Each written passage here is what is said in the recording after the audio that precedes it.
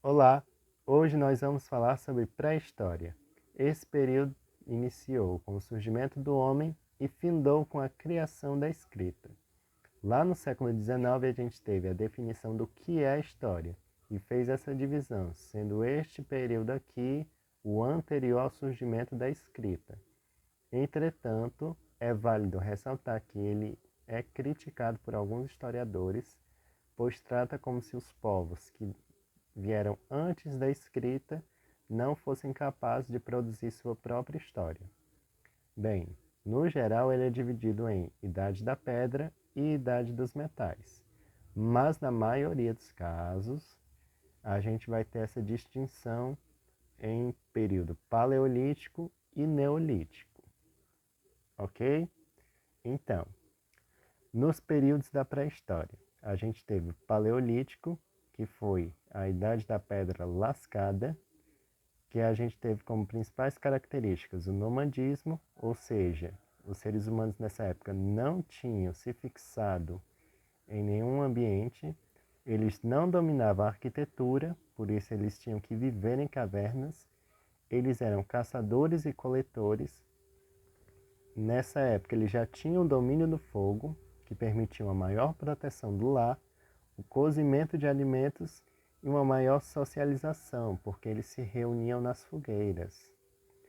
Eles faziam roupas de peles de animais e aqui a gente já tinha a arte rupestre, no qual eles representavam mais cenas do dia a dia. Até então, é esse o que a gente tem entendimento. Eles possuíam ferramentas de pedra e ossos. A religiosidade deles e funerais também já era praticada nesse período e ele findou com a agricultura e pecuária. Assim que esses grupos humanos já começaram a domesticar os animais e ter o domínio da agricultura, eles foram começando a se estabelecer em regiões. Eles começaram o processo de urbanização, o que deu início à Revolução Neolítica, ou também a Revolução da Agricultura. Esse período neolítico é conhecido como a Idade da Pedra Polida, cujo o marco foi a sedentarização dos grupos humanos. Ele teve início em 10.000 a.C. e perdurou até 4.000 a.C. Então, os seres humanos eram sedentários, as cidades começaram a ter um aumento populacional, ou seja, eles tiveram a necessidade de criar um estado e vilas, no qual havia a divisão do trabalho. Essa divisão do trabalho como é que era? Os homens eram responsáveis pela caça, enquanto as mulheres eram responsáveis pela agricultura. E aqui o excedente teriam necessidade de fazer a estocagem desses alimentos.